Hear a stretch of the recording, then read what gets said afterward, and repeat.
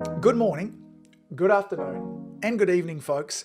Welcome to another episode of the Marketing Your Practice podcast, where I get to simplify all things social media, digital media, online marketing for chiropractors and a whole bunch of other alternate health practitioners as well. How the heck are you? I've just got back from a fantastic weekend away. I'm moving. We're making our way down to the beach. After a pretty unpleasant winter in Melbourne last year with lockdowns, we're escaping. Our plan was later on this year, had COVID not come along, to move to Italy. So my beautiful wife and I, Lauren, we're going to have 1 or maybe 2 years in Italy. I was going to work on my pasta eating, and Lauren was going to work on her pasta making. That was the plan. But COVID has made that a little bit more difficult. So instead, we're up for our next phase of our adventure. And we're going to move. We're going to move down to the beach, a lovely little coastal town that it seems half of Melbourne is moving down to. Property prices going through the roof, as they are everywhere around the world. Now, also too, please forgive my slightly croaky voice. I've done a lot of talking over this last 2 weeks, and my voice is finally starting to tell me, shh, enough talking. But I've got to chat with you now because I've got some fantastic things I want to share with you today. In today's episode, I want to talk about one of the biggest mistakes that I see my fellow chiropractors making when they're wanting to either set their goals, when they have a vision for living a bigger life, whether it be in practice, outside of practice, all areas of life there too. I want to talk to you about what often gets in the way of us actually achieving those. And then when we've done with that big, heavy topic, I'm going to talk about what it is that the social media platforms are actually looking for from us when it comes to content creation. So we've got a juicy episode for us today. So I've got a question to ask you. I want you to think into your future. And you can pick any area of your life. Maybe it's a relationship, if that's what you're thinking about at the moment, of a significant other. Maybe it's being a parent. Maybe it's in practice. Maybe it's outside, something to do with your health. But I want you to think about what's possible for you.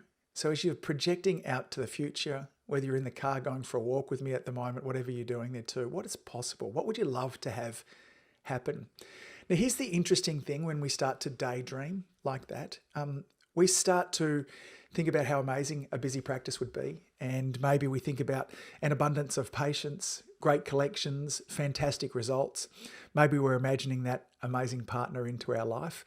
And it can be really lovely to spend some time in that space. I love daydreaming into this space, and I do it all of the time. I think about it there too. But this is not where the mistake comes in. The mistake comes in with what we do next, because when we start to project out to the future, pretty soon our brain comes in with a reality check. And when looking for what's possible in the future, what it does is it looks to our past and it looks to see what have we been able to achieve in the past. Now, for many of us, when we have big dreams in the future, we don't have any evidence of us being able to produce that in the past. So maybe there's been challenges with your marketing and your practice in the past. You've never been able to consistently make videos, break through the noise on social media. Maybe all your relationships in the past have sucked and you don't have any evidence of being in a really loving, committed work relationship, home relationship, whatever it is for you. And once we see that we have no evidence for this in the past, we tell ourselves, I haven't been able to do this in the past, and so therefore I won't be able to do this in the future. Now, here in Australia, we have different financial institutions that are often advertising for us. And when they advertise, they have to give a bit of a disclaimer that says that past financial successes are not a predictor of future financial successes. Now, I want to mirror that statement, change it just a little, and say that your past results in life are not a predictor of what your future results can be. In fact, this makes sense. If in the past, if you've had a history of being able to nail your marketing, nail your practice growth, have a history of fantastic relationships, then you would probably have that right now, and you probably wouldn't be dreaming into that future. So just because you weren't able to do it in the past absolutely doesn't mean that you can't do it into the future. Now, being able to get those results in the future will mean that you'll have to do something different. There's an old saying that the definition of insanity is if we continue to do the same thing over again and again, then we'll continue to get the same results. But this is the next part of the challenge that we have, because when we need to do new things, often we want to know how. There's a great quote from Seth Godin that goes something like this. He says, all great things in our life come with an instruction manual that's incomplete, which just means the rules aren't all there. There's not a plan out in front that's going to show you exactly what you need to do to get the life that you want to live. And even if you have somebody that has the exact life that you want to live. Just the mere fact that you'll be doing it means that you'll have to do different things. So the path from where you are now into that beautiful future that hopefully you thought about just before absolutely won't come from you looking in the past to look for evidence of what you haven't been able to do. It'll come from you taking action and moving forwards. And your ultimate success will probably look something like this. Try something and fail. Try something and fail. Try something and fail. Try something, succeed a little bit. Try something, fail again, and then try something, and then eventually succeed. Now that might have been 5 or 6 iterations I went through there. It might even be more if it's a big enough goal. For me to get to where I am now with the podcast and with the teaching has been 8 or 10 years of a journey. And there have been many, many failures, way more failures than there have been successes. And I've loved every part of the journey because I'm committed to showing up for you guys. That's an important part of the ingredient there too. 1, commitment to showing up. And 2, being totally okay with failing. So the next time that you're thinking about this life vision, the next time that you're thinking about your goals, if you're setting a New Year's resolution, I want you to kind of ignore that past focus. And I want you to look out into the future. And instead of thinking what's possible for me in the past or what have I been done in the past, what I want you to tap into is what your desires are. I love this word desire. I remember once Tony Robbins sharing the root definition of desire comes from the word of the Father. Now, regardless perhaps of your spiritual and or religious incarnations, I think of it as desire as of the source. And I think that if we have a desire inside of us, regardless of how big it is, I think anything that we truly desire, we can actually make happen. Now, sometimes when I'm having this conversation with people, then someone will raise their hand or they'll object and say, we can't do everything, Angus. Like, for instance, if I wanted to be an NBA basketballer, I couldn't do that. Or, if I wanted to be a jockey, I couldn't do that. I'm 6'2". There's no way I could be a jockey. And my response is this. I will ask them this question. Is that a heartfelt desire of yours? And they'll say no. And I say, well, that's fine then. If it's not a heartfelt desire of yours, it's not a message that's come from the father or the mother that's pulling you in a direction forwards.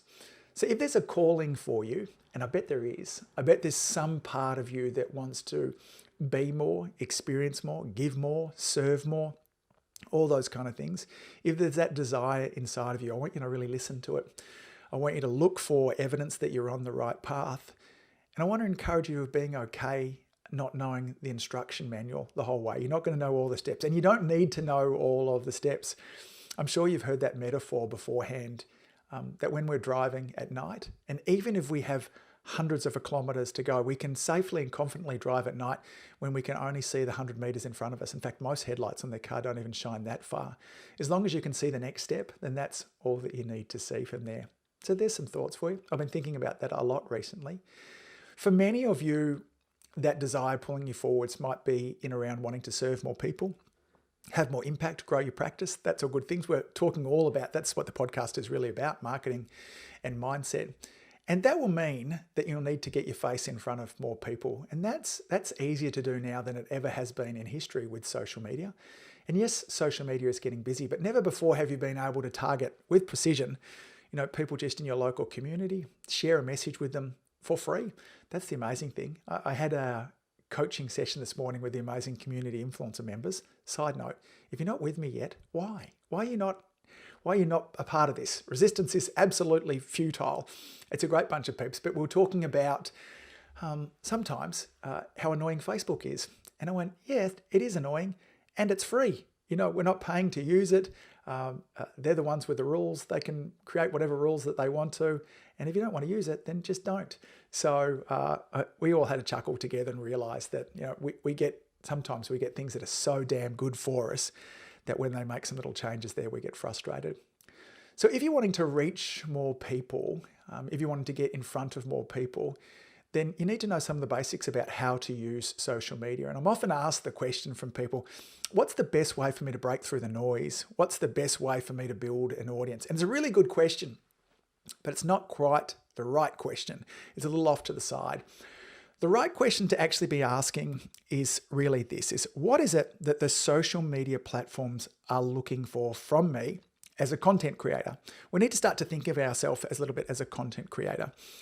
And this is a really good question because here we can start to find out. There was some interesting research. You've probably noticed that the social media platforms, Facebook in particular, has been under a lot of scrutiny in this last 36 months for lots of reasons, how they treat our information, our privacy, but also from a higher point in terms of what role do these have in community and what roles do these have in our physical, mental, and emotional well-being.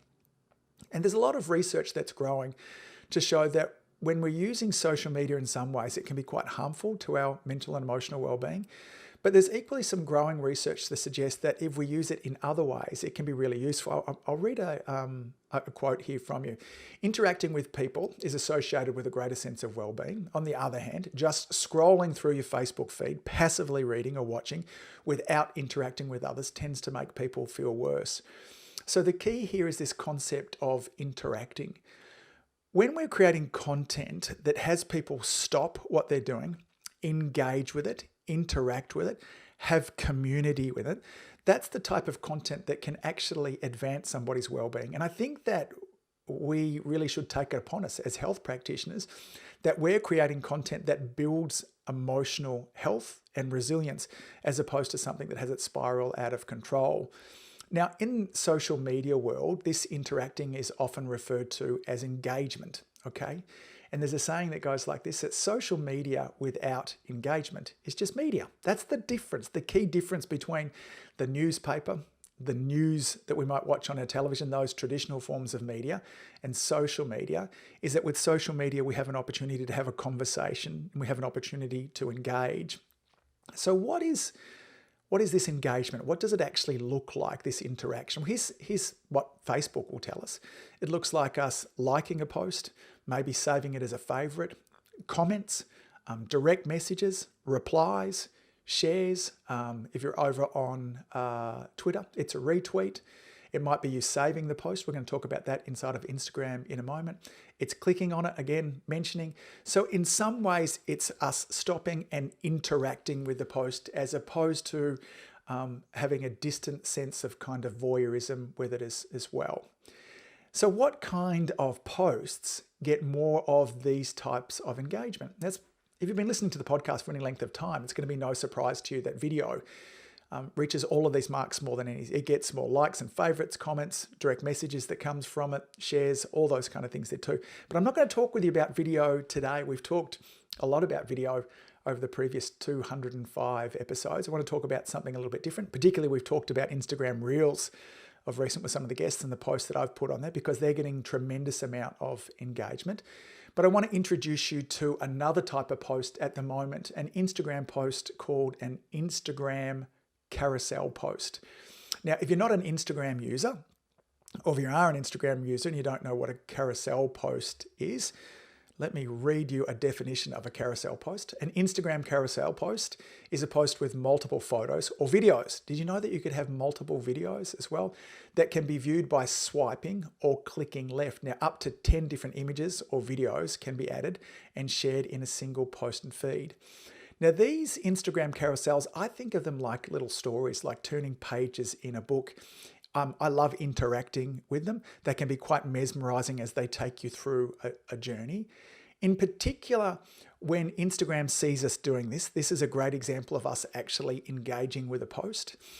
Now, it wants us to go a little bit further than just kind of swiping left and right. The thing that it wants us actually doing is it wants us creating posts that are save-worthy. Did you know that you could save posts on Instagram? I didn't realize this until about 12 or 18 months ago. And particularly down the bottom of these Instagram carousel posts, there's a little save button there. Now, when Instagram sees you scrolling or swiping as the word is through a post and then saving it down the bottom, that's an indication back to Instagram that this was a valuable post and that you'll probably come back to it as another time.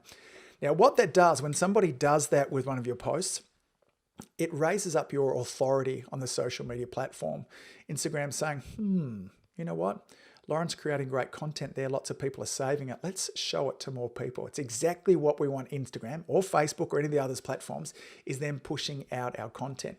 Now, I've been creating a lot of carousels inside of my account here. So the Dr. Angus Pyke with the Marketing Your Practice podcast, but we've been doing it also over at Vital Health, my wife's practice, there as well. And here's some of the different kind of posts that we've created over the last month. We created 4 tips for kids struggling with their language, where on each slide we shared a new tip there.